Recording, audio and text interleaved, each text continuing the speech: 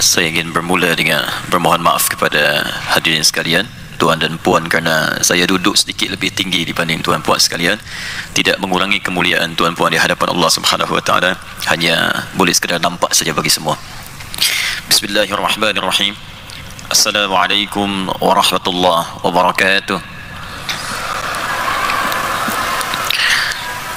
Alhamdulillahilladzi anzala al-Qur'ana هدى للناس وبينات من الهدى والفرقان والصلاة والسلام على رسول الله الذي أرسله ربنا رحمة للعالمين فهدى الناس إلى هداية الله بالقرآن المتين على طريقة الإتقان. اللهم صل وسلم وبارك على هذا النبي الكريم الرسول المبين سيدنا محمد وعلى آله وصحبه وأمته إلى يوم الدين. أما بعد، فيا عباد الله، أوصي نفسي وإياكم بتقوى الله فقد فاز المتقون، فلا تموتن إلا وأنتم مسلمون. فقال تعالى: يا أيها الذين آمنوا اتقوا الله حق تقاته ولا تموتن إلا وأنتم مسلمون. Hadirin sekalian, tuan-puan yang dirahmati Allah Subhanahu wa taala, kita mulai dengan bersyukur pada Allah Subhanahu wa taala. Dengan rahmat Allah, kita masih diberi kesempatan untuk beribadah sampai dengan detik ini. Semoga seluruh ibadah kita diterima oleh Allah Subhanahu wa taala. Saya nak berikan selamat terlebih dahulu bahawa pagi hari ini kita dipilih oleh Allah Subhanahu wa taala untuk belajar, memahami, mendalami tuntunan syariat dinul Islam. Dalam bahasa Al-Quran disebut dengan tafaqquh fid din. Nabi sallallahu alaihi wasallam memberikan pujian yang sangat besar bagi umatnya yang meluangkan waktu masanya untuk memperdalam, memahami tuntunan syariat dalam Islam. Pujian ini kemudian dirangkum oleh Al-Imam Al-Bukhari, dimasukkan dalam bagian hadis di kitab beliau Al-Jami' As-Sahih Al-Musnad Al-Mukhtasar min umuri Rasulullah sallallahu alaihi wasallam wa sunanihi wa ayyamihi, disingkat dengan nama Sahih Al-Bukhari. Terdiri dari 97 pembahasan, 97 kitab. Di kitab yang ketiga disebut dengan Kitabul Ilmi, nomor hadis 71, posisi paling kiri sebelah atas di kitabnya, riwayat sahabat Abu Hurairah radhiyallahu taala anhu. Juga ada riwayat versi lain dari sahabat Muawiyah bin Abi Sufyan radhiyallahu taala anhu dengan matan yang sama. An Rasulillah sallallahu alaihi wasallam qala: man yuridillahu bihi khaira yufaqqihhu fid din. Man yuridillahu bihi khaira, man ismun mausulun yadullu ala al-fardiyyati al-'ammiyah. Konjungsi huruf sambung yang menunjuk pada subjek, bisa juga objek, tanpa batas dia. Pada personal singular tapi tanpa batas. Bisa lelaki, perempuan, tua, muda, besar, kecil, kaya, cukup, siapapun dia. Man, siapapun, kata Nabi, yuridillahu bihi khaira, yang diinginkan oleh Allah berubah menjadi orang baik, memiliki sifat-sifat mulia. Jadi bukan baik dipandang oleh manusia. Kalau tuan disebut baik oleh orang Kuala Lumpur, jangan dulu bahagia, seronok, karena boleh jadi orang Putrajaya tidak mengenal kita. Kalau orang satu Malaysia menyebut anda baik, jangan dahulu bangga, karena boleh jadi orang Indonesia mimpi pun tak nampak kita. Bila se-Asia menyebut kita baik, jangan dulu bangga, karena boleh jadi di Eropah sampai Afrika tak mengenal kita. Tapi bila Allah yang menyebut kita baik, maka semuka langit dan bumi akan berkata dia orang baik. Sampai masuk ke alam kubur pun dia baik. Berjumpa dengan Allah di akhirat, dia baik. Quran surah ke-19 ayat ke-15, paling kiri di pertengahan di mushaf. Wassalamun alaihi yauma wulida wa yauma yamutu wa yauma yub'atsu hayya. Orang-orang yang dipandang baik oleh Allah tu dicontohkan Nabi Yahya alaihi salam di ayat ini, maka dia akan dijamin baik di tiga alam. Yauma wulida, sejak dia hidup di muka bumi, wa yauma yamutu, saat wafat dia dimuliakan Allah, wa yauma yub'atsu hayya, saat dibangkitkan pun bahagia dia karena disebut baik oleh Allah Subhanahu wa taala. Dunia dia dapat kebaikan, saat wafat dia dapat sakinah, husnul khatimah, bahkan panggilannya indah, ya ayyatuhan nafsul mutmainnah. Quran surah ke-89 ayat 27 sampai dengan ayat 30-nya. Saat wafat di alam kuburnya dia mendapatkan kenikmatan, sampai Allah menyampaikan kalau dia mampu, dia akan datang kepada keluarganya, familinya. Dia akan kata, tak usah kau menangis, jangan kau bersedih, aku dibahagia sangat di sini. Kalau kau mampu, cepat datang menyusul sini. Itu ada di Quran surah ke-3 Ali Imran ayat 169 sampai dengan 171 ya. Saat bangkit dia di yaumul qiyamah, senang dia. Bahkan saking baiknya, ada orang yang diperkenankan menatap Allah tanpa hijab saat di dunia tak nampak dalam ghaibnya. Dunia alladzina yu'minuna bil ghaib, di akhirat dia mampu menatap Allah tanpa hijab, berbinar wajahnya, bukan kerana masuk surganya, tapi karena bisa menatap Allah tanpa hijab. Itu ada di Quran surah ke-75 ayat 22 sampai 23. Sebelah kiri paling atas di mushafnya. Wujuhun yawma idzin nadhirah ila rabbiha nadhirah. Ada orang yang wajahnya nampak bersinar gembira. Di masa kiamat tu banyak orang gelisah, banyak orang khawatir, banyak orang minta syafaat. Datang ke Nabi Adam tak mampu beri syafaat, datang ke Nabi Ibrahim tak mampu beri syafaat, datang ke Nabi Musa tak mampu beri syafaat, datang ke Nabi Isa malu beri syafaat, karena banyak umat yang menganggap dia sebagai Tuhan. Mencari syafaat, ada satu golongan yang dia berbinar wajahnya. Kenapa? Diperkenankan melihat Allah tanpa hijab. Siapa mereka di gerangan saat di dunia? Di antara mereka adalah orang-orang disebut oleh Nabi, orang-orang yang disebut baik oleh Allah Subhanahu wa taala. Jika tuan puan ingin masuk ke dalam golongan ini, maka di antara pintu-pintunya ada pintu yang dibuka oleh Nabi sallallahu alaihi wasallam, dimasukkan oleh Imam Al-Bukhari dalam Kitabul Ilmi nomor hadis 71. Siapa gerangan mereka ini? Yuridillahu bihi khaira, man yuridillahu bihi khaira yufaqihuhu fid din. Maka orang ini akan dibimbing oleh Allah langsung, diringankan langkahnya, dibukakan pintu hatinya untuk mau belajar mendalami tuntunan agamanya. Jadi kalau ada penambahan dari urusan dunia, kedudukan tu meningkat, hati-hati, jabatan mulai meningkat, harta mulai melimpah, jangan dulu bangga, karena itu boleh jadi belum jadi ukuran kebaikan di hadapan Allah Subhanahu wa taala. Tapi berbahagialah kita semua di antara sekian hamba Allah yang hidup di sekitaran Kuala Lumpur ni, kitalah yang dipilih oleh Allah Subhanahu wa taala untuk berada di tempat terbaik di muka bumi, di masjid di rumah Allah, untuk belajar dari tuntunan sebagian dari agama kita. Semoga ini menjadi tanda pertama yang diberikan oleh Allah Subhanahu wa taala untuk merubah kita menjadi orang baik di depan pandangan Allah, insyaallah. Ya. Dan tidaklah cukup dengan amin, kita mesti belajar dulu ni. Ya. Jadi kurang apa lagi lah baiknya Allah pada kita. Sudah diberikan ringan langkah, datang ke masjid, duduk pula, tinggal belajar. Kalau ini semua belum mampu merubah kita jadi baik, dengan cara apa lagi Allah mesti merubah kita semua. Ya, hadis yang kedua dalam hadis Ibnu Majah, nomor hadis 233, diriwayatkan oleh sahabat Abu Darda radhiyallahu taala anhu, orang-orang yang kemudian berangkat untuk menuntut ilmu, maka setiap gerak langkahnya, peluh keringatnya akan dicatat langsung untuk meringankan langkah ia ke surga. Nabi SAW bersabda, man saraka tariqan yaltamisu fihi ilma, sahhalallahu lahu tariqan ila al-jannah.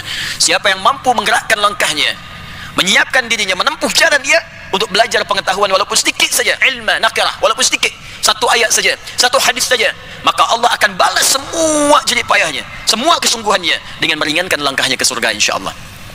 Jika tuan puan ingin belajar di majlis manapun, lalu memilih mana pelajaran yang harus saya dahulukan, maka di antara sekian yang banyak kita pelajari itu, ada fiqhkah, ada tauhidkah, ada tafsirkah, maka Nabi memberi rumus, dan rumus ini disebutkan oleh Al-Imam Al-Bukhari dalam kitab sahihnya nomor hadis 4739. Imam Al-Bukhari menerima dari seorang bernama Hajjaj bin Minhal. Hajjaj menerima dari Syu'bah. Syu'bah menerima dari Alqamah ibn Marthad. Alqamah ibn Marthad menerima dari Sa'ad bin Zubaidah. Sa'ad bin Zubaidah menerima dari Abu Abdurrahman As-Sulami. Abu Abdurrahman As-Sulami menerima dari Uthman bin Affan radhiyallahu ta'ala anhu.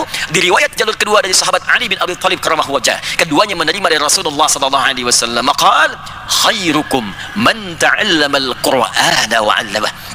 Khairukum man ta'allama al-Qur'ana wa 'allamah.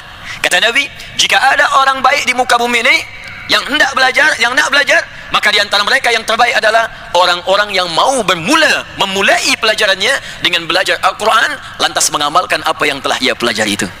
Kerana itu insyaAllah dalam kuliah pagi ini kita akan mencoba untuk berusaha menjadi orang baik dalam pandangan Allah dan Rasulullah dengan belajar tentang panduan hidup berdasar pada tuntunan Al-Quran dan sunnah Rasulullah SAW. Mari kita mulai kuliah kita ini. Semoga Allah berkahi kita semua, berikan keikhlasan sehingga mudah ilmu kita dapatkan dan kita amalkan dalam kehidupan kita, insyaAllah. Baik, saya senang, mohon izin saya berdiri sini supaya nampak dan terlihat. Saya senang menyampaikan kuliah dengan argumentasi atau dalil-dalil yang bisa dipahami dengan jelas, sehingga ketika kita amalkan kita punya keyakinan untuk beramal, dan bila ada soalan disampaikan pada kita, kita bisa menjawab. Kerana itu mohon izin nanti dalam kuliah ini mungkin agak banyak sedikit saya menulis dalil-dalil yang kita coba uraikan, sehingga nanti kuat landasan kita dalam beramal, ataupun nanti kalau di soal kita bisa menjawab dengan baik, insyaAllah. Sepakat ya? Tinggal sepakat saja. Saya yang terangkan, saya yang tulis, mungkin juga saya yang hapus ya. Baik, bismillah. Pertama, mengapa Al-Quran? Saya ulang ya, mengapa mesti Al-Quran? Satu. Yang kedua, apa fungsi Al-Quran atau manfaat Al-Quran bagi kehidupan kita hingga kita berpulang kepada Allah? Dan yang ketiga, ini yang paling penting, bagaimana kemudian kita bisa mengamalkan tuntunan atau pedoman Al-Quran dalam kehidupan di era kita sekarang dan meraih kejayaan seperti umat dahulu berjaya. 3 poin ini yang kita coba dudukkan, kita bahas, dan mungkin kita diskusikan di akhir kajian kita insyaAllah. Saya ingin berikan gambaran sejenak. 15 abad yang lalu, bahkan 150 tahun sebelumnya, kalau 15 abad yang lalu itu baru sampai pada era Nabi Muhammad SAW. 150 tahun sebelumnya, itulah mula masa yang dikenal dengan nama jahiliyah. Jahiliyah sampai kelahiran Rasulullah SAW yang disebutkan di tahun gajah itu sekitar tahun 571 Masehi. Kita perlu sepakat dulu, kenapa masyarakat pada saat itu disebut dengan nama jahiliyah. Jahiliyah. Jadi ada jahlun, ada jahalah, ada jahiliyah. Itu berbeza. Jahlun, bodoh.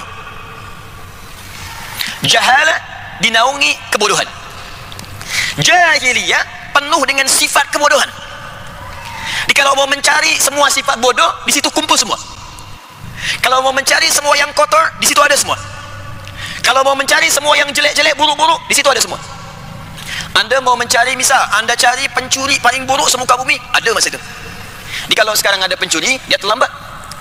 Dan lebih pakar pencuri jahiliyah dibandingkan masa sekarang. Bila ada nak tahu seorang perampok, perompak, ada masa itu. Dan lebih dahsyat sifat perampoknya dibandingkan perampok sekarang. Di perampok sekarang ni kecil-kecil saja. Kalau jauh sama masa jahiliyah, mereka tak tanggung kalau ada perampok sekampung untuk merampok. Ada satu nama daerah namanya Gifar. Itu kota perompak pada masa itu. Jadi semua di dusun tu desa tu semua perompak. Lewat situ mesti bayar.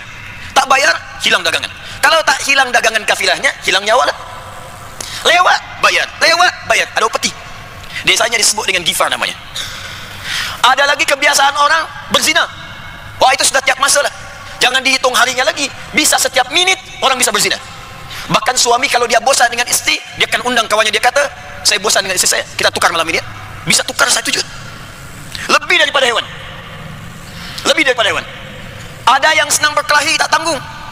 Ada orang yang kalau tiap hari dia naik ke atas Jabal Kubais. Jabal Kubais ni kalau sekarang, kalau misalnya tuan puan datang hendak berhaji, ya saya berdoa bermohon pada Allah, semoga yang berangkat tahun ini diberi kemudahan oleh Allah, dan semoga yang belum berangkat insya Allah dimudahkan untuk berangkat, ya. Dan tak cukup dengan amin, menabung dari sekarang, ya. Ikut tabung haji lah. Nanti kalau dari Zamzam tu ada menara Zamzam, ya. Saya coba ilustrasikan, ya. Ibu lihat ini, terlihat? Oh tidak, saya belum tulis. Bagaimana bisa terlihat? Saya belum tulis, ya, belum tampak, ya. Ini misalnya ada Zamzam ni, ya. Saya ilustrasikan. Di Zamzam sini, ini nyebrang sedikit, ada Sofwa, Hotel Sofwa. Yang ini ada jalan ni. Ini ni ada bukit besar yang sekarang ada istana raja ni. Di Jabal Kubais namanya. Ya, kalau belok kita sini, di sini ada pos security 1, ada CCTV 1 menghadap sini, ada seorang security 1 orang pakaian coklat, sini ada kipas angin, jumlahnya 35 kipas angin. Sini ada pintu 26 bab Ismail, pintu 27 babun Nabi, kemudian sini babus salam. 150 meter dari sini ke sini ada tempat Nabi lahir, Maulid Nabi namanya sini. Di sini tempat Nabi kemudian berumah tangga dengan Sayyidah Khadijah di sini. Di sini ada rumahnya Abu Jahal. Ya, sebelah sini. Nah, ini Jabal Kubais. Jadi ada orang yang di masa tu, ya, saking dahsyatnya ya, punya kekuatan, tiap hari dia naik ke bukit ni. Dia naik ke bukit, dia umumkan, dia maklumkan, siapa yang berani dengan saya ingin bertarung, datang, ayo naik di bukit manapun. Di bukit manapun. Jumpa dengan saya, kita bertarung. Tapi sebelum datang, pamit dulu pada ibu yang baru melahirkannya, pamit pada ibu yang sudah melahirkannya, karena dia akan pulang tanpa nama. Setiap hari. Jadi semua bentuk keburukan tampak pada saat itu. Tampak. Dukun ada, penipu banyak, perampok ada, pemabuk banyak, pezina banyak. Dan disebutlah dengan nama jahiliyah dan tenggelam dalam dasar kehidupan di muka bumi. Diapit oleh 2 kerajaan besar, imperium besar. Ada Romawi sebelah kanan dan Persia sebelah kiri. Ini tak nampak ni di muka bumi. Tak ada peradaban, tak dikenal siapapun. Yang dikenalnya tu sudah masa terperosok saja, jauh.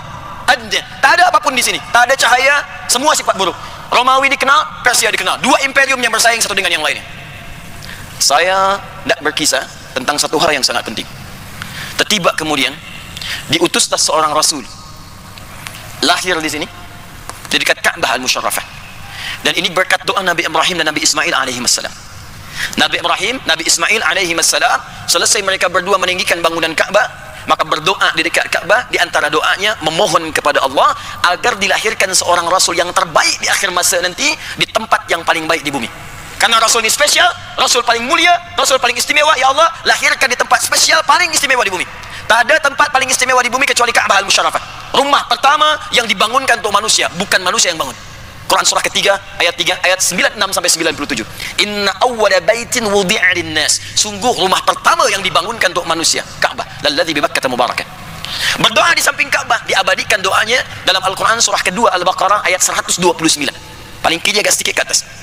Rabbana wab'ath fihim rasulan minhum yatslu alaihim ayatika wa yu'allimuhumul kitab wal hikmah wa yuzakkihim innaka antal azizul hakim. Rabbana ya Allah, wab'ath fihim rasulan minhum, mohon nanti kelak utus seorang rasul dari kalangan mereka yang lahir di sekitaran Ka'bah ini, bukan di tempat lain. Dia akan membawa misi, membawa ayat-ayatmu. Karena itu nanti wahyu yang turun pada Nabi Muhammad semua disebut dengan ayat. Al-Quran disebut dengan ayat. Al-Baqarah 286 ayat, Al-Imran 200 ayat, An-Nisa 176 ayat. Ayat. Wa yu'allimuhumul kitab, lalu mengajarkan kandungan ayat itu. Wal hikmah, menyampaikan esensinya, hikmahnya. Wa yuzakkihim, dan membimbing umatnya, membimbing kemudian masyarakatnya supaya terbebas dari sifat-sifat yang buruk. Innaka antal azizul hakim. Sungguh engkau yang maha perkasa dalam mewujudkan itu dan maha bijak untuk memilih siapa sosok itu. Itu doanya Nabi Ibrahim, Nabi Ismail alaihi wassalam. Nabi Ibrahim itu kakek buyut Nabi Muhammad generasi ke-30. Setiap satu generasi itu bisa 2000 tahun, 3000 tahun, 1000 tahun, ribuan tahun usianya. Jadi ini generasi ke-30.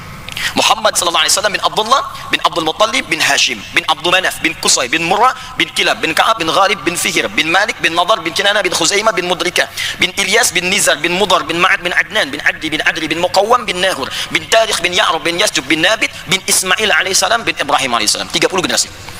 Jadi tuan-puan bisa bayangkan, berdoa 30 generasi sebelumnya, jawabannya datang lama setelahnya. Di doa itu pasti ada faedahnya. Kalau tak dikabulkan sekarang, esok lusa mungkin cucu yang dapat. Tuan-puan berdoa, ya Allah jadikan keturunan hamba, ya Allah ada yang penghafaz Al-Quran. Bila bukan tuan, bukan puan, mungkin cucunya nanti. Mungkin anak dari cucu, bisa. Jadi semua doa selalu ada faedahnya. Lalu berdoa dikabulkan oleh Allah Subhanahu wa taala. Lahirnya Nabi Muhammad. Ini Ka'bah di sini. Kalau kita tarik dari Hajar Aswad, kemudian masuk ke Safa untuk sa'i, dari Safa tadi kali lurus, inilah yang disebut Maulidin Nabi, yang sekarang menjadi museum Maktabah Qadimah. Ya, perpustakaan klasik di sini ada. Nah, yang mau saya sampaikan, ini yang sangat luar biasa. Ketika Nabi ini diangkat oleh Allah, Muhammad sallallahu alaihi wasallam diangkat oleh Allah menjadi rasul, maka yang paling indah, mukjizat terbesarnya, yang diturunkan bukan tongkat seperti Musa yang bisa membelah lautan. Bukan seperti Nabi Isa yang sekali sentuh penyakit bisa sembuh. Sentuh sembuh. Masaha menyentuh. Masaha. Yang disentuhnya Mesih. Bila disentuh ia masaha dengan sifat Mesih, sembuh semua jenis penyakit. Masa itu dokter berjaya semua. Sampai berkata tak ada penyakit yang tak bisa kami sembuhkan.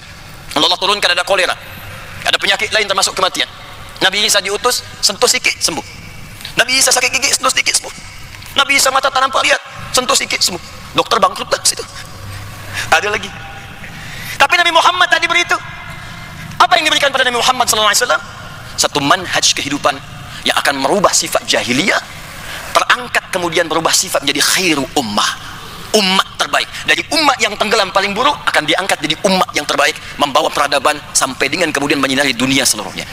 Diturunkanlah Al-Quran pada masa itu dengan wahyu pertama, turun di Jabal Nur Bukit Cahaya dengan kalimat yang sangat indah, Iqra bismi rabbikal ladzi khalaq. Hingga turun kemudian 30 juz, hingga turun 114 surah, hingga sampai sempurna keseluruhannya. Yang ingin saya sampaikan sebagai pembuka di mukaddimah kita, tiba kemudian dengan turunnya Al-Quran itu, umat yang tadinya disebut dengan jahiliyah tiba kemudian merubah status menjadi khairu ummah.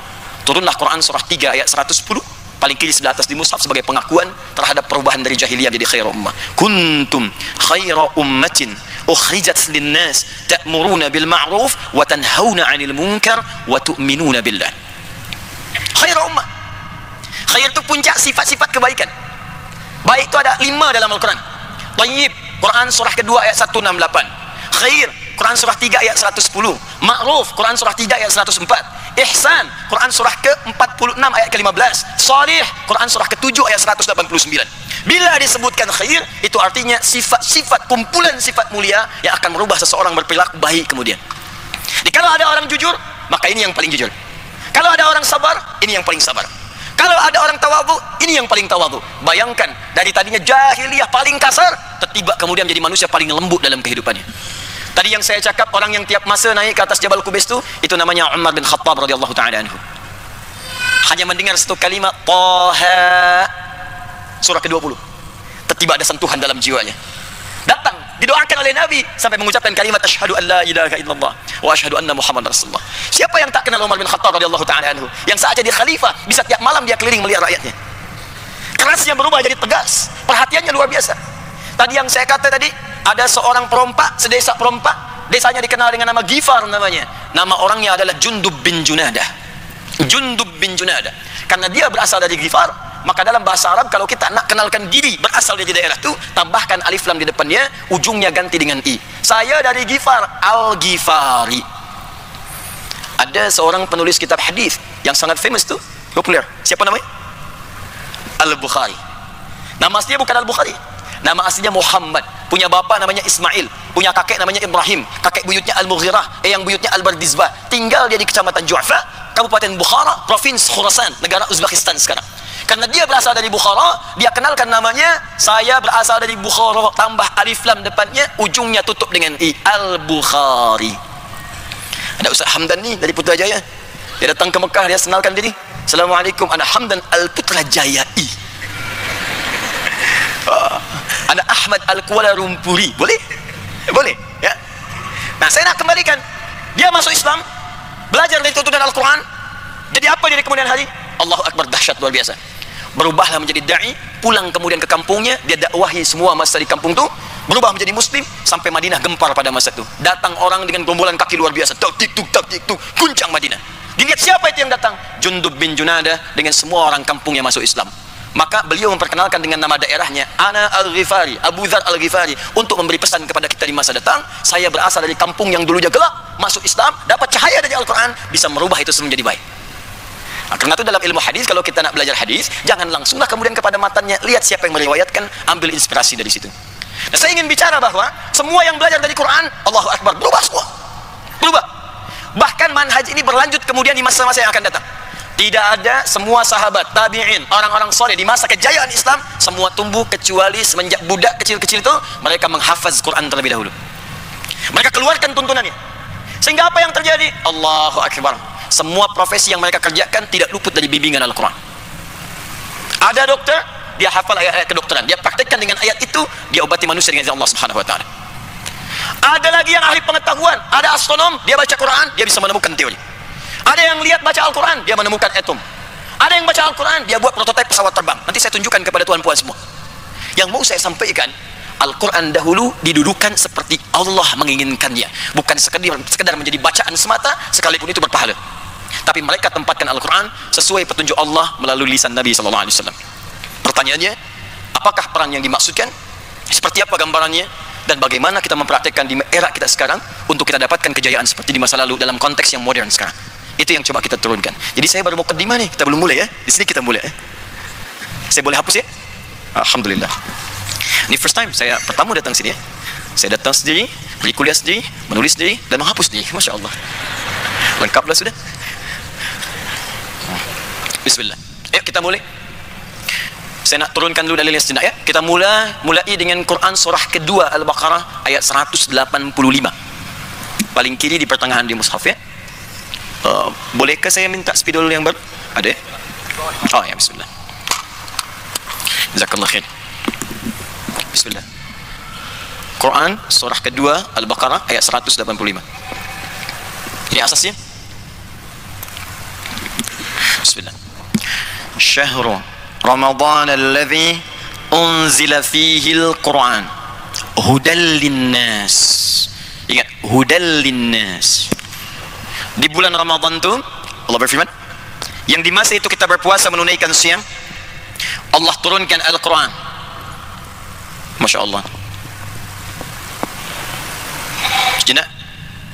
Saking istimewanya Al-Quran ini, dipilih waktu yang paling istimewa. Saya mau tunjukkan kepada hadirin semua, tuan-puan semua, bagaimana dahsyatnya Al-Quran. Saat dia mulai turun, maka dia akan memberikan keistimewaan pada semua yang terkait dengan turunnya. Saya mau beri contoh sedar. Al-Quran diturunkan pada Nabi Muhammad melalui malaikat siapa? Jibril. Saat malaikat Jibril mendapatkan wahyu dari Allah untuk menurunkan Al-Quran, maka berubah statusnya, naik menjadi Sayyidul Malaikah, Ruhul Amin. Rasulun fis sama, lahu sahibun rasulun fil ard, fid dunya. Rasul di langit, malaikat punya sahabat, punya kawan, Rasul di muka bumi. Nabi Musa alaihissalam sahabatnya Malakul Maut. Malakul Maut. Semua punya teman, punya teman, punya teman. Tapi ketika Al-Quran diturunkan, semua tak berlaku. Diangkat satu malaikat menjadi tuan dari semua malaikat, Sayyidul Malaikat. Jibril mendapatkan risalah wahyu, menurunkan pada Nabi Muhammad sallallahu alaihi wasallam, maka berubah status jadi Sayyidul Malaikat. Al-Quran turun di satu bulan, namanya Ramadan, maka Ramadan kemudian berubah status menjadi Sayyidus Syuhur. Sayyidus Syuhur, tuan dari segala bulan, mulia. Siang malamnya ada ampunan, siang malamnya ada rahmat. Hanya di Ramadan, siang malamnya ada ampunan, ada rahmat, ada semua kemuliaan atas berkat Al-Quran. Al-Quran turun di satu malam di Ramadan, maka malamnya berubah menjadi Lailah Mubarakah. Dalamnya ada pahala. Kalau kita beribadah, dapatlah kita sama dengan lebih dari 1000 bulan. Bahkan turun satu surah Al-Qadar, Inna anzalnahu fi Lailatul Qadar, wa ma adraka ma Lailatul Qadar. Ingat, ada lail, ada lailah, itu berbeza. Kalau lail itu waktunya saja, malam. Kita mau tahajud, kapan ditunaikan? Ambil waktu malam. Quran surah 17 ayat 79, paling kiri pertengahan, agak sedikit ke atas. Wa minal laili fatahajjad bi. Dan sementara waktu malam silakan bangun tunaikan tahajud. Waktunya malam. Ya, lail itu malam. Layali jamaknya. Lail, layali, lela, lili, lala itu malam. Ya, ibu laila, ibu malam-malam. Tapi kalau kita tambah dengan tak laila, artinya ada yang istimewa di malam itu, tak sama dengan malam lainnya. Saya nak bicara tentang diksi Al-Quran begitu luar biasa. Tak pernah Allah menempatkan satu lafaz kecuali memiliki makna yang sangat indah. Allah sampaikan sungguh di malam itu ada yang istimewa, beza dengan malam yang lain. Apa yang istimewa? Lailatul Qadri khairum min alfi syahr. Siapapun yang beramal di malam itu, bertepatan dengan malam itu, maka semua pahalanya dilipatkan lebih daripada 1000 bulan. Bukan 1000 bulan, lebih daripada 1000 bulan. Kalau kita convert itu 1000 bulan, sekarang minimal misalnya 85 tahun. Jadi kalau tuan kemarin bertepatan dengan malam Al-Qadar baca Al-Quran, biasanya satu hurufnya 10. At-Tirmidzi nomor hadis 2910. Man qara'a harfan min kitabillahi falahu asyru hasanat. Siapa yang bisa baca Al-Quran, satu hurufnya, setiap huruf 10 kebaikan. 10. Tapi ingat, menghitungnya bukan 1, 2, 3, 4, tak. Ini kita di masjid saja di hadis Muslim dapat 25, baru masuk dapat 25 kebaikan. Jarak satu ke dua 500 tahun, dua ke tiga 500 tahun, tiga ke empat 500 tahun. Baca Al-Quran setiap hurufnya 10, setiap jarak dia bisa 500 tahun. Tapi malam Al-Qadar, Anda baca satu huruf, maka seakan-akan baca Al-Quran 85 tahun tanpa henti. Ada yang bisa 85 tahun tanpa henti baca Al-Quran. Sehari saja mungkin tak bisa pernah gitu. Satu huruf saja bertepatan dengan malam Al-Qadar. Nun. Cukuplah. 85 tahun. Turun di malam itu berkah. Al-Quran turun pada Nabi, Iqra bismi rabbikal ladzi khalaq yaumul Jum'ah. Sepakat ulama. Maka Jum'ah berubah status jadi Sayyidul Ayyam, tuan daripada setiap hari. Al-Quran turun di Makkah, Nabi hijrah ke Madinah, ke Yathrib, turun di Makkah, maka Makkah terberkahi. Semua yang tak ada itu ada di Makkah. Makkah tandus biwadin ghairi dzi zar'in inda baitikal muharram. Bayangkan Quran surah 14 ayat 37. Kata Nabi Ibrahim, ya Allah, aku ni nak tinggalkan anakku Ismail dengan ibunya di tanah tandus yang tanaman pun tak tumbuh, tanaman tak tumbuh, tapi semua jenis buah, ragam buah ada di situ. Al-Quran turun berkah. Nabi hijrah ke Yathrib. Yathrib asalnya Yathrib, mulanya Yathrib. Yathrib itu keturunan anak dari Nabi Nuh alaihissalam. Menetap di situ, daerahnya disebut dengan namanya. Mulanya kotor, tertinggal, ekonominya jauh sekali. Datang Nabi, turun Al-Quran, berubah jadi peradaban. 3 tahun selesai krisis ekonomi, selesai. Tumbuh dia, bangkit dia, sampai punya cahaya. Dari Yathrib desa berubah menjadi kota. Kota dalam bahasa Arab disebut dengan Madinah, penuh dengan cahaya kebaikan, munawwarah. Sampai sekarang kota itu bernama Al-Madinah Al-Munawwarah. Di setiap Al-Quran turun ke setiap tempat atau ke setiap jiwa siapapun, pasti dia akan memberikan sinar pada orang-orang di sekitarnya. Kalau pakcik, tuan puan tak percaya, silakan jadikan anaknya, budak yang paling kecil saja, dia hafaz Quran usia 5 tahun, maka dia akan membawa cahaya di rumahnya. Saya mengajar anak-anak hafaz Quran itu. Allahu Akbar, ada 1 anak, 2 anak, 3 anak hafaz Quran dengan nomornya, dengan halamannya, dengan tempatnya, dengan temanya. Tiba kemudian dia mendapatkan hadiah untuk berhaji. Yang hafaz Quran anaknya, yang berhaji ibundanya, gurunya, teman-temannya, pamannya, bibinya, semua dapat. Dan ditanya, pertanyaan mulai yang pertama, anak siapa ini? Yang hafaz anaknya, yang ditanya bapak ibunya. Di mana belajarnya? Yang hafaz anaknya, yang dicari gurunya. Bila Al-Quran sudah hadir dalam jiwa seorang hamba, sekalipun belum dipraktekkan itu isinya, maka cahaya akan turun di sekitaran dia itu. Kalau mau coba sila sekolahkan anak budak yang kecil-kecil di pesantren pondok Al-Quran atau di tempat dia mengaji. Anda pulang dari pekerjaan begitu penat luar biasa, kadang ada macet macam-macam, sampai rumah budak kecil tu usia 5 tahun dia baca surah Ad-Duha, Wad-Duha wal-laili idza saja, lalu nampak di hadapan Tuhan puan sekalian, tiba kemudian Allah, bisa sejuk hati kita nih, mengalir air mata.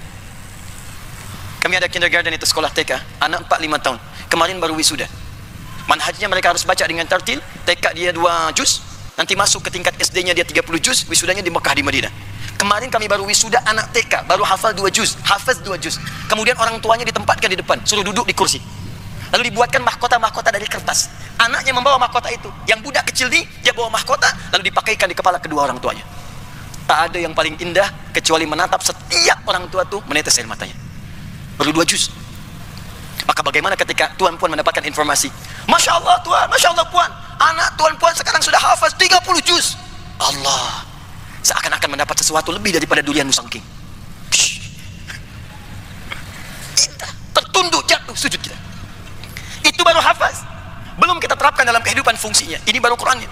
Di saya hendak berbicara bahwa Al-Quran diberikan oleh Allah, pasti akan memberikan kemuliaan pada setiap orang yang mendapatinya. Tapi kalau Anda ingin tambahkan kemuliaan itu, maka jangan berhenti di situ. Jangan cukupkan sekadar baca.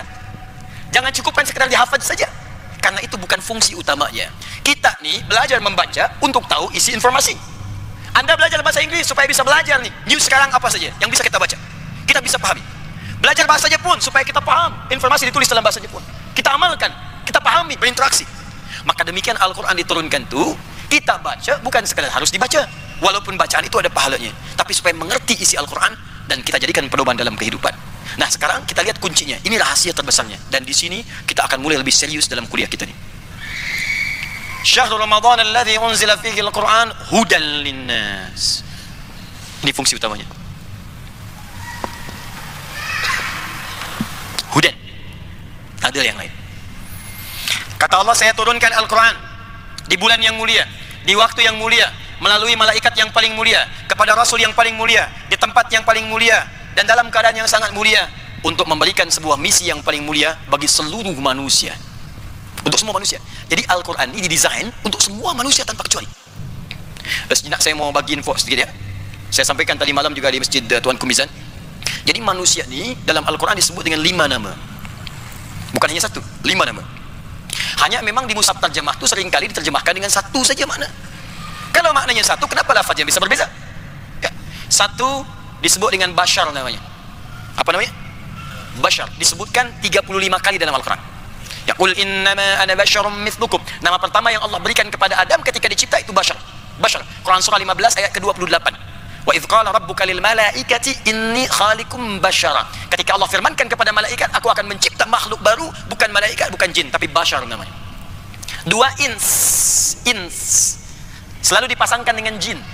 Ins tersebut dalam Al-Quran pasangan ini 18 kali. Ya ma'syaral jinni wal ins wa ma khalaqtul jinna wal ins. Baik. 3 insan. Al-insan disebutkan 65 kali dalam Al-Quran. Ada surahnya, surah ke-76 Al-Insan. Hal ata 'alal insan. Iqra bismi rabbikal ladzi khalaq, khalaqal insan. Ar-Rahman 'allamal Qur'an, khalaqal insan. Baik. Yang keempat ada Bani Adam. Disebutkan 7 kali dalam Al-Quran. Contoh Quran surah ke-7 ayat 31.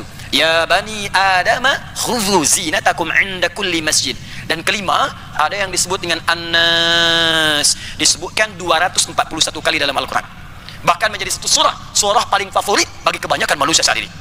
Surah ke-114. Qul a'udzu birabbin nas. Saya fokus ke An-Nas dulu. Yang lain nanti mungkin ada masa kuliah lagi baru kita bahas. Tidak disebutkan An-Nas bahkan dalam bahasa Arab standar kecuali menunjuk pada semua manusia tanpa kecuali. Semua manusia sampai kehidupan berakhir. Jadi Al-Quran ini ketika diturunkan 15 abad yang lalu, kata Allah fungsinya bukan sekedar untuk umat Muhammad SAW di masa itu. Sampai kapanpun tiba manusia, sampai berakhir kehidupan, sepanjang masih ada manusia, maka fungsi Al-Quran berlaku melampaui semua masa dan zaman. Karena itu risalah Nabi Muhammad diutus secara universal, melampaui setiap zaman, beza dengan Rasul yang lain. Nabi Nuh terbatas tempatnya, tak boleh lewat dari tempat itu. Nabi Isa misal, Nabi Isa tu hanya boleh wilayah Palestin saja, sebagian kecilnya, tak boleh lewat situ. Karena tu kalau ada risalah kemudian katanya dibawa Nabi Isa sampai ke Malaysia, nah itu terlampau jauh, harus di sana saja. Nabi Ibrahim itu punya wilayah, bahkan di masa Nabi Ibrahim rasulnya dua, Nabi Ibrahim dan Nabi Lut alaihi wassalam, dua rasul, satu masa yang sama, tempat yang berbeza.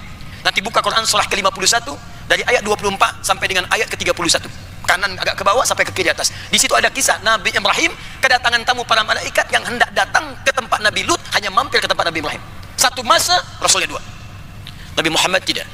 Engkau diutus untuk seluruh manusia, rahmat untuk semesta alam. Wa ma arsalnaka illa rahmatan lil alamin, kafatan lil alamin, untuk semua masa.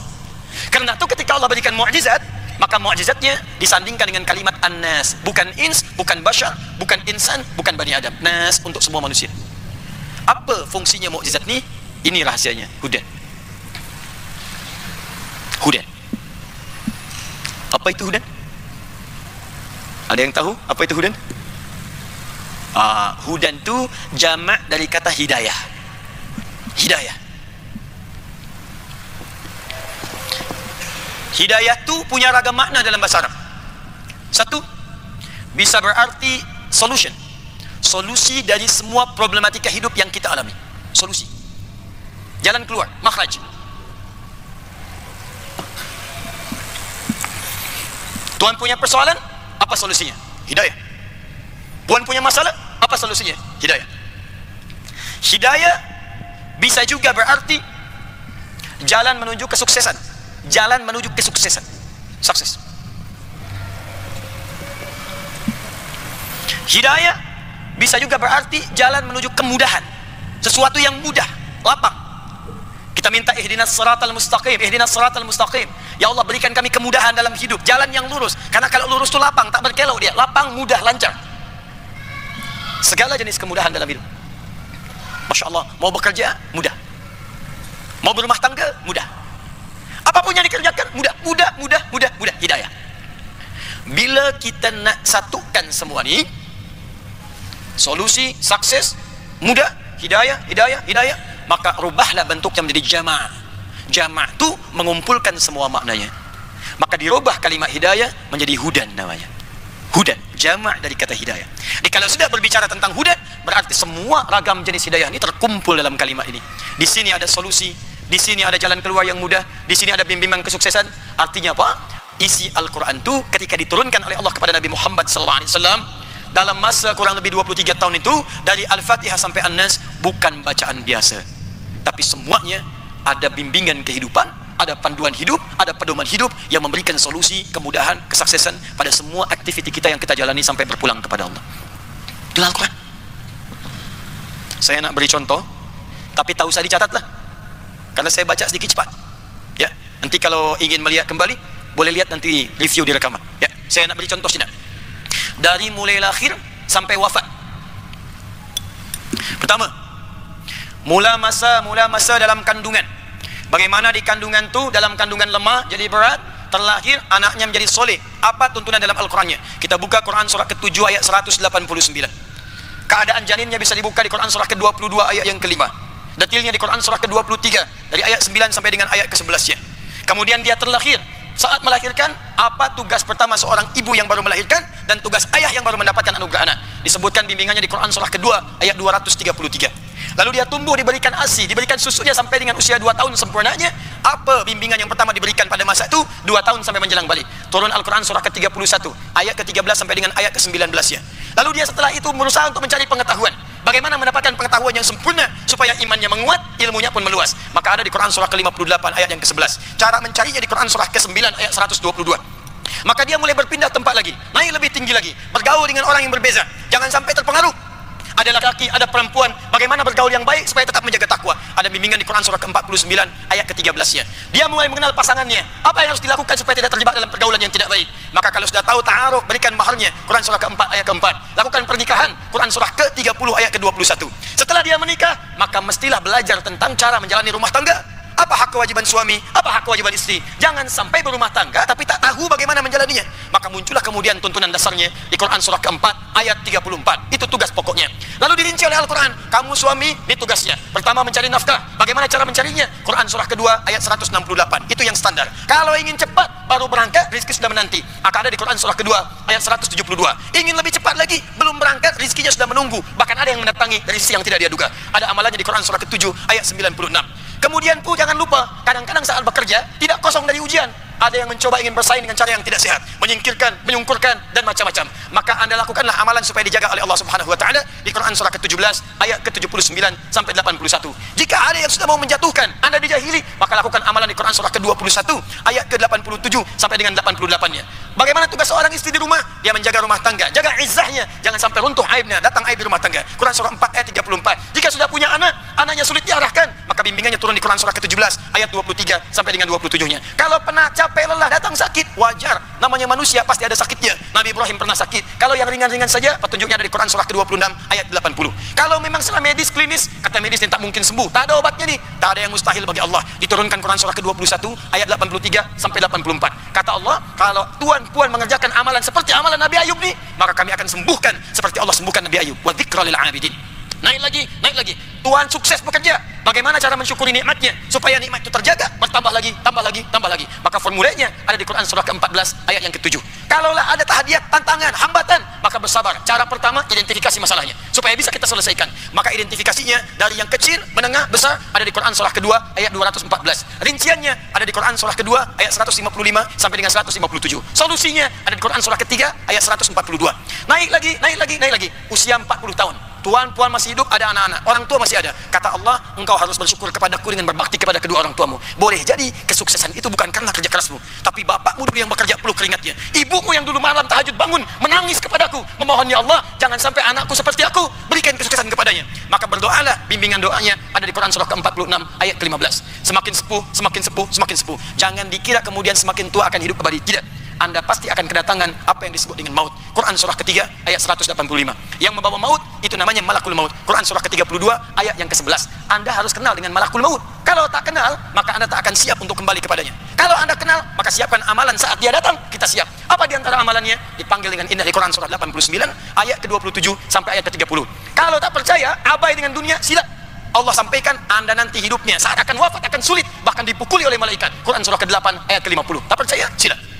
Wafat dia, masuk ke alam kubur. Allah sampaikan sebelum kau wafat, siapkan dulu supaya engkau mendapatkan anugerah di alam kubur dan nikmat indah. Kau siapkan amalan di malam pertama dunia. Kenapa tak kau siapkan amalan pertama di alam kubur? Supaya terang kuburmu, banyak nikmatnya. Maka petunjuknya ada di Quran surah kedua ayat 153 sampai 154. Rinciannya ada di Quran surah ketiga ayat 169 sampai dengan ayat 171. Selesailah itu semua, kembali kepada Allah di hari kiamat. Bagaimana cara amalannya supaya kita maksimal menghadapi kiamat sampai bisa menatap Allah seperti di Quran surah 75 ayat 22 sampai dengan ayat ke-23. Baca Quran surah ke-19 ayat 11 sampai dengan ayat ke-15-nya. Sampai pilihan kita untuk masuk ke dalam surga. Kata Allah sebelum ke surga, kenali dulu surgamu. Engkau mau masuk dari pintu yang mana? Ada 4 jenis surga. Surga pertama, surga bersama dengan semua nabi. Dari Nabi Adam sampai Nabi Muhammad SAW. Jadi ada tuan yang masuk ke surga, dia ditanya, di mana tinggalnya? Saya bertetangga dengan Ustaz Fulan, dengan Habib Fulan, Syekh Fulan. Masya Allah. Kalau kisah saudara, di mana tinggalnya? Ah, saya biasa saja. Tetangga depan saya, Nabi Ibrahim tuh. Belakang saya Nabi Musa, samping kiri saya Nabi Yusuf alaihissalam, kanan saya Nabi Muhammad sallallahu alaihi wasallam. Ada orang soleh, siddiqin, syuhada. Itu ada di Quran surah keempat ayat 69. Surga kedua di taman surga, nikmatnya indah. Amalannya di Quran surah ke-51 ayat 15 sampai dengan ayat ke-23 ya. Yang ketiga, surga seluas langit dan bumi. Jadi tuan-puan masuk surga itu dapat rumah kompleknya seluas langit dan bumi. Silakan, mau maraton boleh, mau koprol boleh, silakan. Mau lomba lari, sila, ada ujungnya, seluas langit dan bumi. Yang keempat, itu surga kelas biasa. Biasa pun kata Nabi, mala ainun ra'at, wala udhunun sami'at, wala khatara ala qalbi bashar. Jadi bukan kelas ekonomi seperti di muka bumi ini. Indah semuanya. Apa yang diinginkan bisa ada. Itu di Quran surah kedua ayat 25. Bahkan kelas yang biasa ini saja, kelas yang biasa, jika tuan-puan pernah menginginkan sesuatu di muka bumi, tiba kemudian tak dapat dia, masuk surga, ingatlah itu. Saya ingin masuk masjid wilayah di Kuala Lumpur. Begitu saya lewat, saya cium bau durian tuh, si udang merah. Tak sanggup saya beli. Masuk, saya zikir supaya dapat udang merah. Ikut taklim Ustaz Ali Hidayat. Keluar dari masjid, wafat. Meninggal, kadar Allah masuk surga dia. Berapa beramal saleh masuk surga. Saat masuk itu teringat dia, ya Allah, udang merah. Wa utubihi mutasyabiha, diberikan persis sama dengan apa yang dia pikirkan. Seling datang. Itu ada di Quran surah kedua ayat 25. Semuanya ada. Apa yang tak ada dalam Al-Quran? Itulah yang dikeluarkan oleh para ulama-ulama dulu, sahabat-sahabat Nabi. Di para sahabat-sahabat itu belajar dari Nabi sesuai dengan kebutuhannya.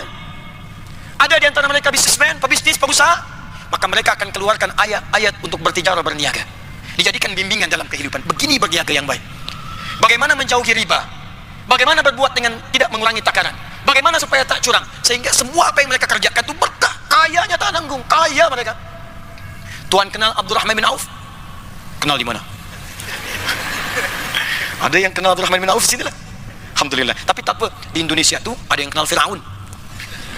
Saya tanya, kenal Firaun? Kenal. Masya Allah. Tapi Abdurrahman bin Auf tuh orang paling kaya di wilayah Makkah. Masuk Islam. Saat hendak hijrah, diboikot kemudian oleh orang kafir Quraisy. Diberi dua pilihan. Tuan, kembali kepada kepercayaan semula, kami akan angkat jadi hartawan paling terhormat. Atau sila ikut Muhammad SAW, hijrah ke Yathrib, tapi kami ambil semua harta benda Tuhan. Bawa saja pakaian berangkat sana. Disengaja mereka tidak eksekusi, karena mereka punya keyakinan, ini 400 kilo jauh, jalan kaki, paling-paling meninggal di jalan, untuk memberikan pelajaran pada orang lain, kalau masuk Islam jadi beginilah hasilnya. Maka apa kemudian jawabnya Abdurrahman bin Auf? Saya memilih untuk hijrah karena Allah dan Rasulnya. Ditinggalkan semua hartanya. Yang sulit, istrinya dah, keluarganya. Puan mau ikut suami hijrah, tanggalkan semua, pakaian saja bawa. Belum tentu sampai Madinah. Tapi kalau nak tinggal, mau tinggal di sini, kami berikan semua harta suami, dan boleh pilih. Semua pemuda di Quraisy silakan pilih. Kami akan fasilitasi pernikahannya. Jadi perempuan terkaya terhormat. Sebentar tuan ya, saya tanya puan di belakang nih, kalau diberikan pilihan seperti itu, ikut suami, tinggal harta semua, atau tinggal suami, dapat harta semua, boleh pilih lagi pemuda untuk dinikahi. Puan pilih mana? Anggaplah suami tak ikut sekarang. Satu apa dua? Satu ikut suami, dua tak ikut suami. Satu atau dua? Masa? Alhamdulillah. Ternyata nih kasusnya berbeza. Dia memilih untuk tinggal di Makkah tak ikut suami. Fase pertamanya. Berangkat Abdurrahman bin Auf, datang kemudian ke Madinah. Allahu Akbar, orang-orang Madinah itu, karena itu disebut dengan Ansar, menolong tanpa pamrih. Jadi saking hebatnya pertolongan itu, nanti diabadikan dalam Quran surah 59 ayat 9 sampai 10. Wa yu'thiruna 'ala anfusihim walau kana bihim khassasah. Jadi orang yang tak ada makanan disambut oleh orang yang berlebih makanan.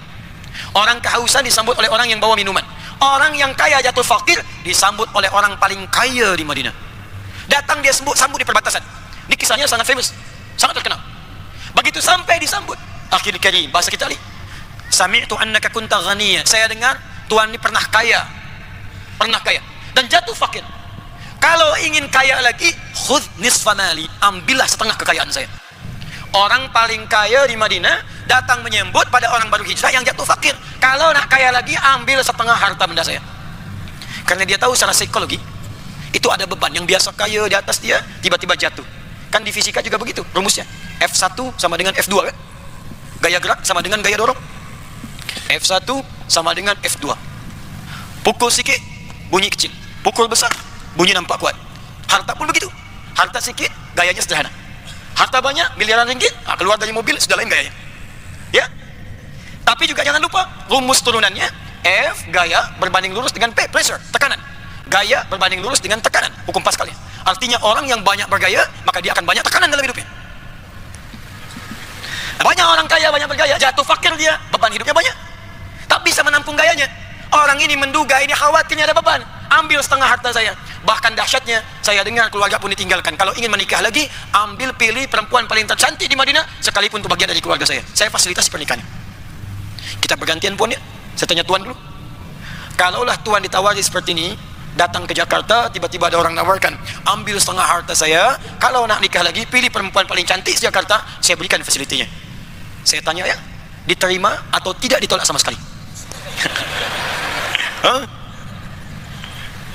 Cobalah lihat jawaban dari Abdurrahman bin Auf ni. Kalau bahasa kita ni sekarang, jazakallah khair, diberikan dua kemuliaan, dibalas dengan dua kemuliaan. Semoga Allah berikan pahala kepada anda. Arini ainal aswaq, cukup tunjukkan kepadaku di mana pusat bisnisnya, di mana center bisnisnya. Karena beliau diajarkan oleh Nabi SAW setahun sebelum hijrah ke Madinah.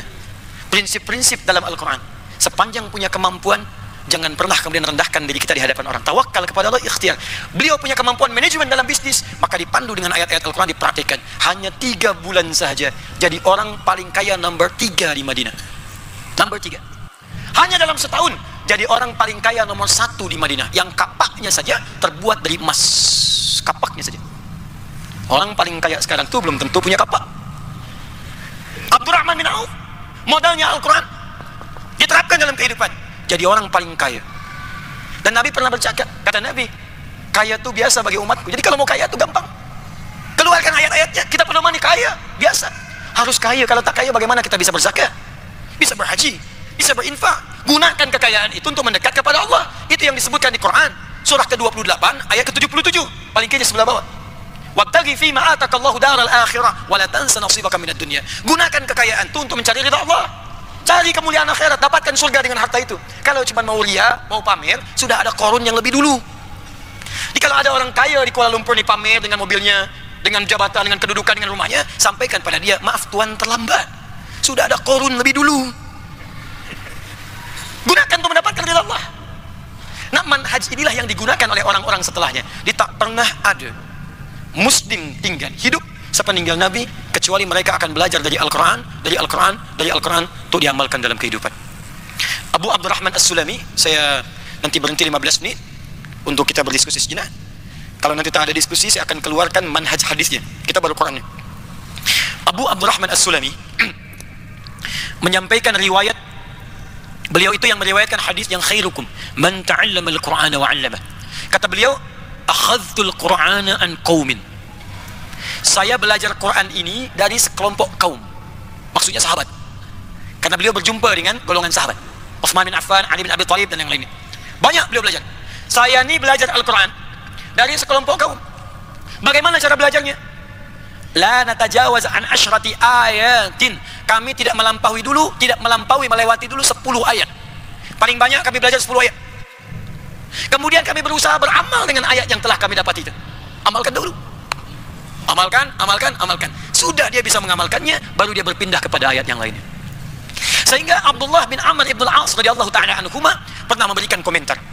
Dahulu kami di masa Nabi, banyak sahabat yang hafal 1-2 surah saja, tapi dia mengamalkan dengan begitu hebatnya.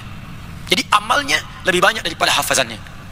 Tapi saya khawatir, kata Abdullah bin Amr bin As radhiyallahu ta'ala anhuma, tibanya di masa kini atau di masa yang akan datang, orang-orang yang banyak menghafaz Al-Quran kasyurbil ma, seperti mudahnya meminum air. Kalau minum air itu kan tanpa hambatan ya, langsung masuk ya. Tuan puan tak percaya, saya nak beri contoh. Bismillah. Alhamdulillah, tanpa hambatan. Nah, ada orang menghafaz Quran itu seperti itu, ringan, masuk. Tapi kata Abdullah bin Amr bin As, tapi dia berat dalam mengamalkannya. Jadi pedoman Quran ini tak nampak dalam hidup. Ayat berbisnis, etika bisnis tak ada dalam kehidupan. Yang ada penghafalnya saja. Dia hafaz wailul lil mutaffifin, celaka bagi orang yang curang tapi curang pula. Dia hafaz wailul lil mukadzibin, celaka bagi para pendusta, dusta pula. Dia hafaz la yaskhar qaumin qaum, jangan saling mencela pula. Jadi hafaz ayatnya tapi tak ada petunjuknya dalam hidup. Qul lil mu'minina yaghuddu min absarihim. Katakan bagi pria-pria yang punya iman, maka pandangannya jaga. Ini yang boleh ditatap, ini yang tak boleh. Hafaz ayatnya, tapi semua ditatap saja. Ya. Bahkan kalau keliru pun kata Allah, cepat istighfar.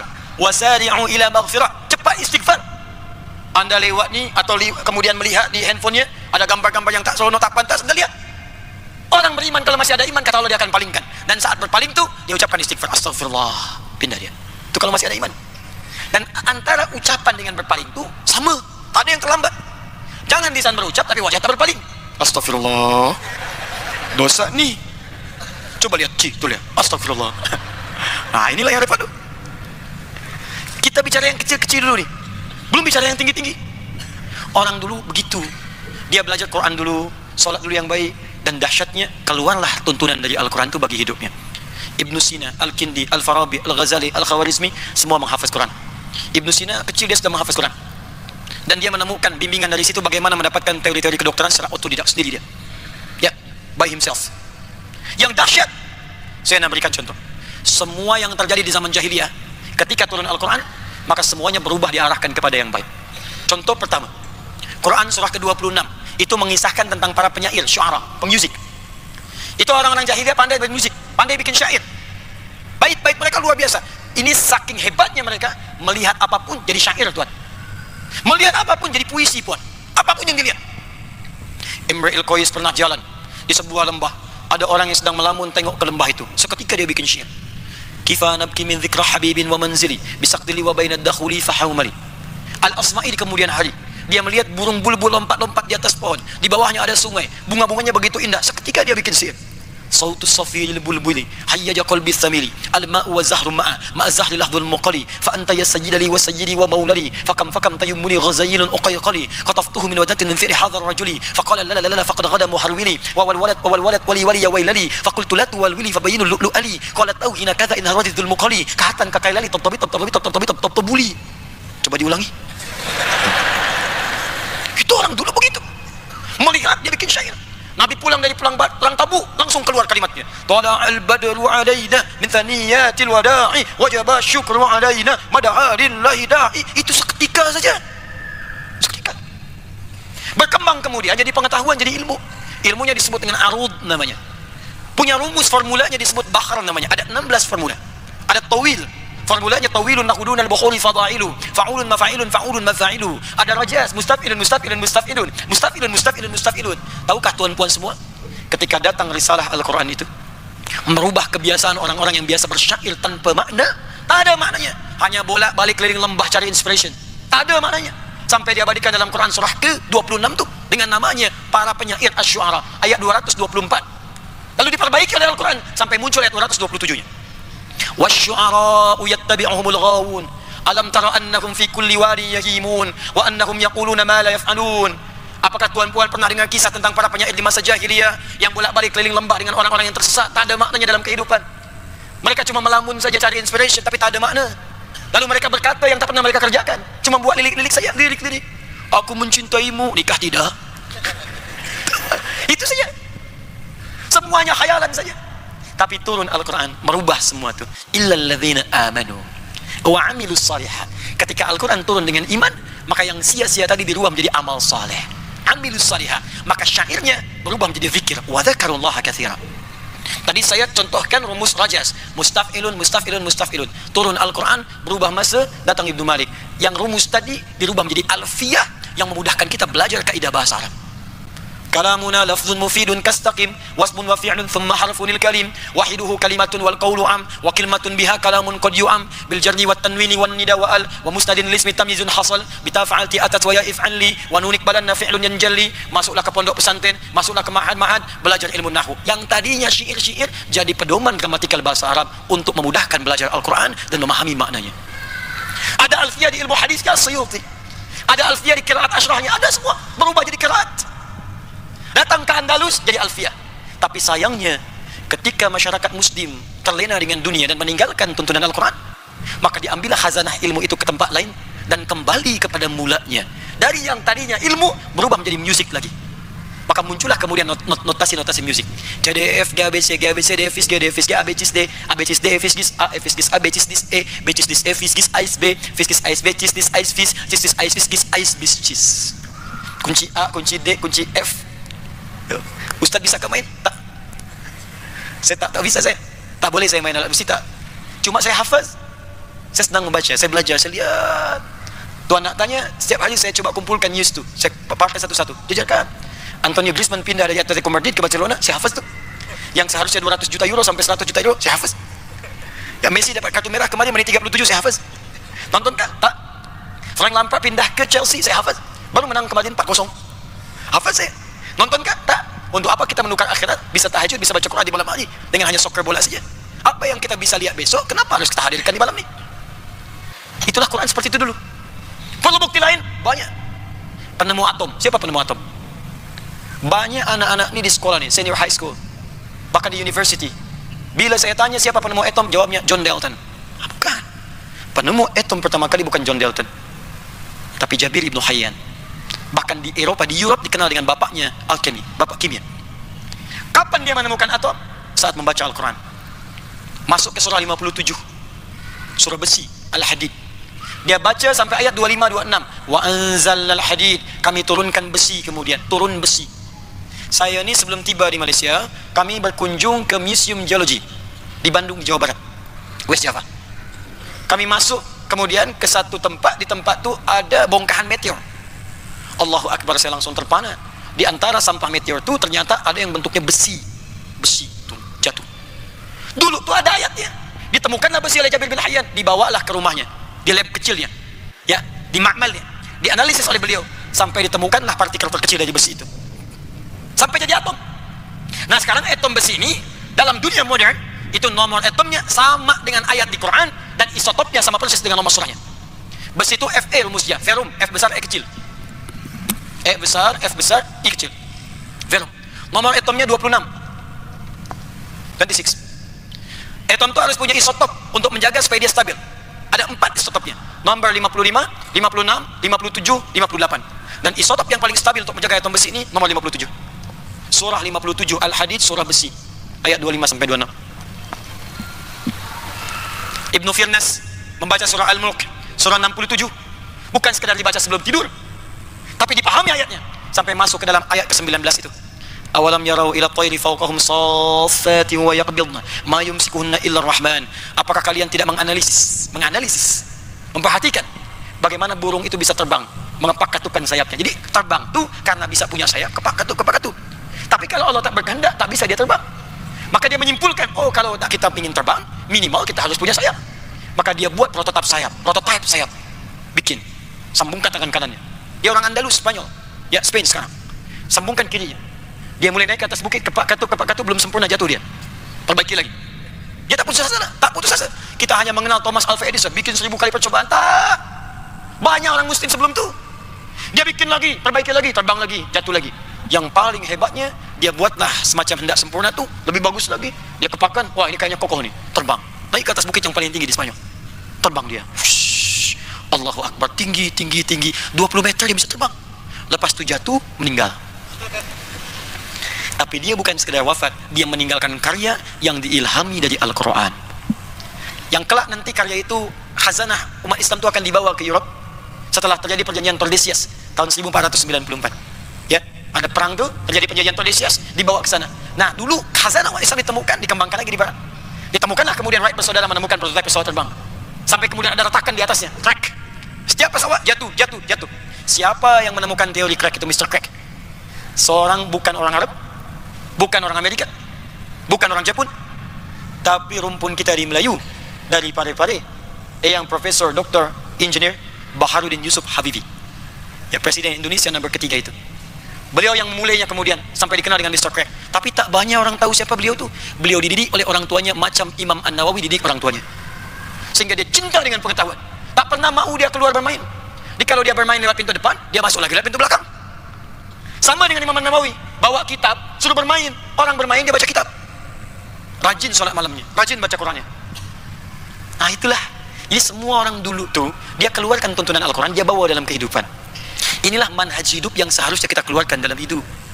Puan sudah berapa lama jadi ibu rumah tangga? Kenapa tak dikeluarkan ayat-ayat rumah tangga dalam Al-Quran? Mungkin selama ini, masalah di rumah tangga tak pernah tuntas, bukan karena tak selesai, tapi solusinya tak pernah kita hadirkan dalam hidup. Kenapa orang dengan senyum saja masalah selesai? Ini sudah 4 tahun, 5 tahun tak tuntas-tuntas.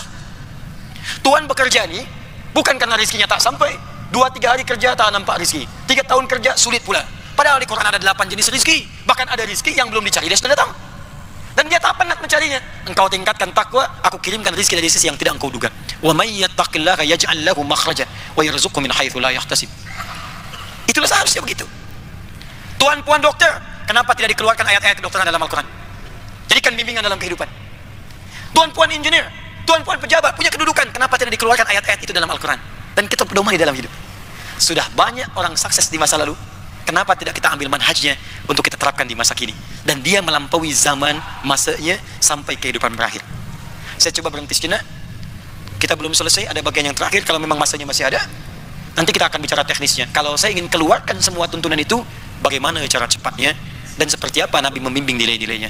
Itu bagian terakhir nanti yang coba kita akan sajikan bila kita berjeda sejenak, bila ada soalan-soalan yang hendak kita diskusikan. saya berhenti sejenak, tepat 10:30 seperti tadi saya dimintakan. Kita diskusi sejenak, kalau tak ada kita bisa sambung nanti dalam jeda yang kita ambil sejenak. Sila, saya perkenankan kalau ada yang barangkali hendak ditanyakan.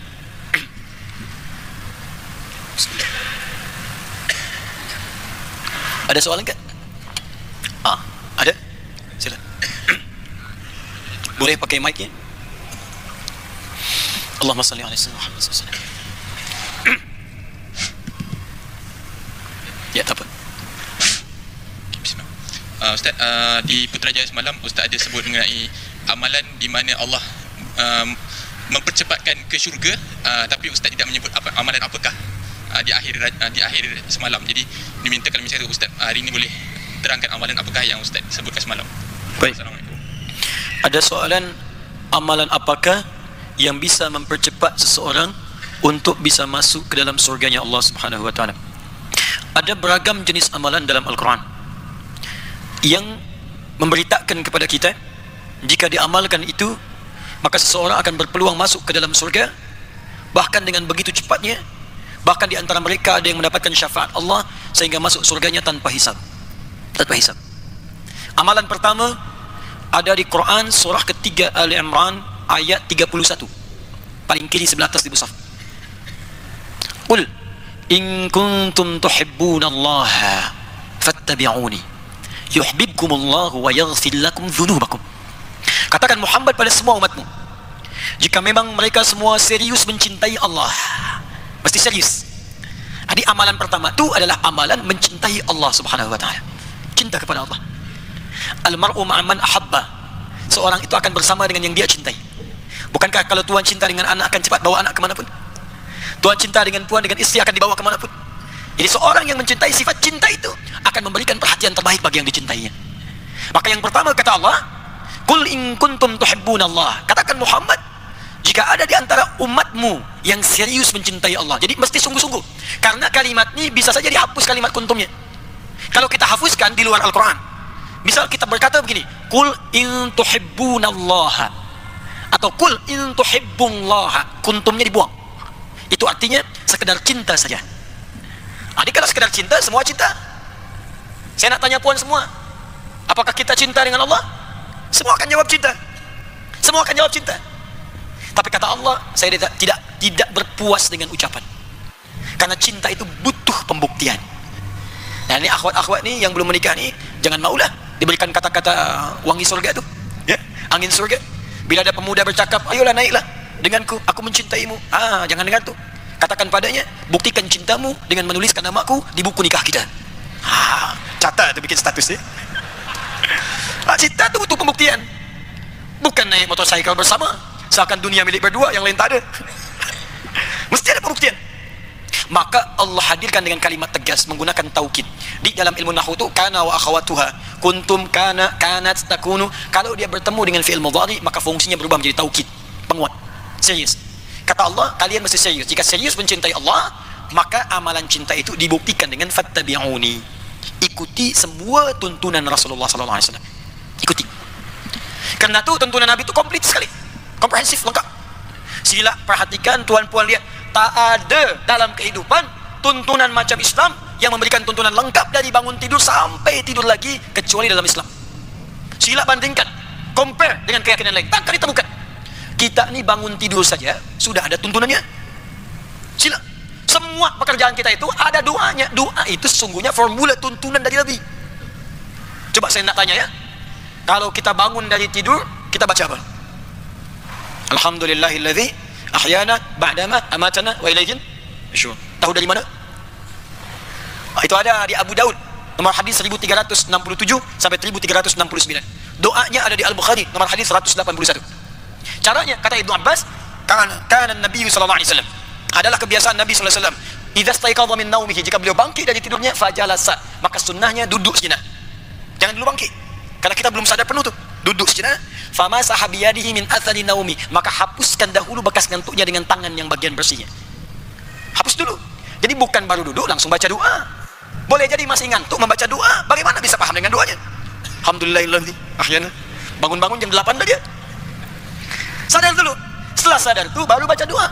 doanya tuh diriwayatkan oleh sahabat tadi, Jundub bin Junadah, mantan perampok tadi yang masuk Islam, meriwayatkan hadis Nabi bersama dengan sahabat Mu'adz bin Jabal. Ditemukan juga itu dituliskan oleh Al-Imam An-Nawawi. Ya, Jundub bin Junadah diriwayatkan hadis oleh Imam An-Nawawi dalam kitab Al-Arba'in nomor hadis ke-18, paling kiri sebelah atas di kitab ini. An Mu'adz bin Jabal wa Jundub bin Junadah radhiyallahu ta'ala anhuma. Ya qala Rasulullah sallallahu alaihi wasallam, ittaqillaha haitsu ma kunta wa atbi'is sayyi'atal hasanatan tamhuha. Itu riwayatnya Jundub bin Junadah. Beliau pun meriwayatkan hadis tentang doa bangun tidur. Tapi apa yang mau saya sampaikan? Yang mau saya sampaikan, bangun tidur saja sudah ada tuntunan. Makan ada doanya, minum ada doa, berpakaian ada doa, Allahu Akbar, masuk masjid ada doa. Antara masuk dengan keluar berbeza. Masuk tandas ada doa. Cuma di Islam. Dan kakinya pun tak sama, doanya tak serupa. Coba saya nak tanya, masuk masjid kaki apa yang masuk? Kanan. Keluar toilet, keluar tandas kanan, bukan kiri. Masuk masjid kanan, keluar masjid kiri. Masuk tandas kiri, keluar tandas kanan. Semua ada. Mau tidur pun ada doa. Itu bimbingan hidup. Nanti kalau ada kuliah dengan masa yang lebih panjang, kita terangkan ternyata itu bukan sekedar doa, tapi itu pedoman di hari itu yang harus kita kerjakan. Saya nak beri contoh satu saja.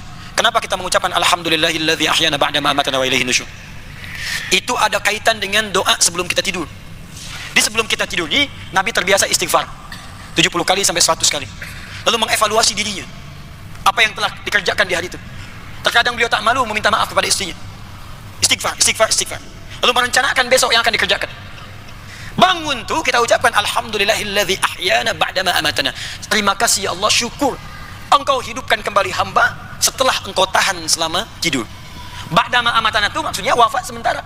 Kalau ba'da amatana itu artinya wafatnya bangkit dari kubur.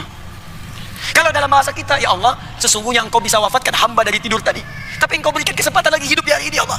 Wa ilaihin nusyur, maka hamba berjanji di hari ini akan menyebar beraktivitas untuk mencari bekal kebaik sebelum kembali kepadamu. Nusyur itu menyebar untuk cari bekal, untuk pulang, untuk mudik, untuk pulang. Maka Anda berjanji, saya akan menyebar mencari bekal lebih baik daripada kemarin. Karena itu sebelum tidur coba dilihat dulu. Kita ini pengen masuk surga, surganya Firdaus. Apa bekalnya? Tak malu pulang tak bawa bekal. Salatnya bukan cuma yang fardu 5 waktu. Anak kecil pun, budak kecil 5 tahun 5 waktu pula. Tuhan dikasih 50 tahun masih 5 waktu. Masuk surga cita-cita Firdaus lagi. Ingin dengan Nabi, salat hanya 5 waktu. Terlambat pula. Tambah rawatibnya. Kemarin saya tak salat qabliyah subuh, besok saya mesti salat. Rawatib saya mesti kumpulkan 12 rakaat. Kemarin saya tak baca Al-Quran, malu saya pulang menghadap Allah. Saya ingin baca Al-Quran, besok saya akan baca 10 ayat. Kemarin saya tak sedekah, rizki Allah kasih tapi saya sia-siakan, besok saya akan sedekah. Punya rencana dia untuk esok. Fa idza faraghta fansab wa ila rabbika farghab. Dia siapkan tuh. Itu yang dia praktikkan dalam hidup. Nah, kalau Anda bisa kerjakan tuh, maka bonus pertama Allah akan turunkan saat di dunia. Apa bonus tuh? Sebelum di akhirat. Bonus itu adalah wa yaghfir lakum dzunubakum. Ada dzambun, ada dzunub, itu berbeza. Dzambun satu dosa saja. Saking sayangnya Allah kepada hamba, dia punya sifat ghafir yang mengampuni satu dosa. Jangan sampai ada hamba datang kepadaku walaupun cuma satu dosa, aku akan ampuni. Itu ada di surah ke-40 ayat yang ketiga. Ghafiriz dzambi wa qabilit taubi. Ghafir dipasangkan dengan dzambun. Tapi kalau dzambun banyak lagi, maka dia akan berubah dari dzambun menjadi dzunubun. Perhatikan. Ada orang mencintai Allah, mengikuti tuntunan Nabi. Dia mau tidur, lihat Nabi bagaimana membimbing. Dia ingin berjalan, lihat Nabi bagaimana membimbing. Dia ingin makan, lihat Nabi bagaimana membimbing. Dia berumah tangga, dia lihat Nabi bagaimana membimbing. Diikuti oleh dia, maka apa yang pertama Allah berikan? Allah akan ampuni semua dosa-dosa yang pernah ia kerjakan selama hidupnya. Dan ciri orang yang diampuni dosa itu, dia akan dijaga selama hidupnya untuk tidak berbuat dosa lagi. Itu ciri diterima dosa kita, diterima taubat kita. Jadi kalau Tuhan pernah misalnya, maaf berdosa dengan mata nih, semua yang jelek-jelek tak selalu dilihat tuh, tiba-tiba Tuhan taubat, misalnya Allah ampuni saya, Allah ampuni, jangan sampai mata ini disiksa di hari kiamat. Diampuni dosa tuh, maka pandangannya akan dijaga supaya tidak nampak maksiat lagi. Begitu melihat, dipalingkan, lihat, palingkan, sehingga enti dengan maksiat. Ya. Nah, ini seluruh ujung tubuhnya dari ujung kepala sampai ujung kaki dijaga oleh Allah sampai dia wafat menghadap pada Allah Subhanahu wa taala. Saat dia pulang menghadap Allah, cepat dia masuk surga dan langsung dikumpulkan, bahkan dijemput oleh Nabi Muhammad SAW di Telaga Kautsar. Dikumpulkan dengan 3 golongan utama yang lain. Pertama, syuhada, orang-orang syahid di jalan Allah. Bukankah para syuhada masuk surga tanpa hisab kalau dia benar? Ya kan? Yang kedua, as-siddiqin, orang-orang yang jujur. Maksudnya jujur itu apa? Dia menggunakan Al-Quran sesuai dengan fungsinya dalam hidupnya. Tidak merubah isi Al-Quran, tidak keluar dari jalan Al-Quran. Siddiqin, jamak dari kata siddiq. Orang pertama yang mendapatkan gelar siddiq, Abu Bakar as-Siddiq. Bukankah Abu Bakar as-Siddiq masuk ke surga tanpa hisab? Salihin, orang-orang soleh. Bukankah banyak orang soleh dijamin oleh lisan Nabi masuk surga tanpa hisab? Sahabat-sahabat bukankah soleh? Bukankah baik semua? Anda akan tergabung dengan orang itu. Dan semua nabi-nabi, kalimatnya nabiyin. Beberapa nabi saja, anbiya. Semua nabi, nabiyin. Surah ke-21 Al-Anbiya berkisah tentang beberapa nabi saja. Tapi nabiyin, semua nabi. Dari Nabi Muhammad sampai Nabi Adam AS. Semua. Berkumpul semua. Nah, keterangan itu ditemukan di Quran surah keempat ayat 69. Paling kanan di pertengahan di Mushaf. وَمَنْ يُطِعِ اللَّهَ وَالرَّسُولَ فَأُولَٰئِكَ مَعَ الَّذِينَ أَنْعَمَ اللَّهُ عَلَيْهِمْ مِنَ النَّبِيِّينَ وَالصِّدِّيقِينَ وَالشُّهَدَاءِ وَالصَّالِحِينَ وَحَسُنَ أُولَٰئِكَ رَفِيقًا. Dan itulah teman terindah, terbaik, anugerah yang paling indah yang mampu kita dapatkan dari Allah Subhanahu wa taala.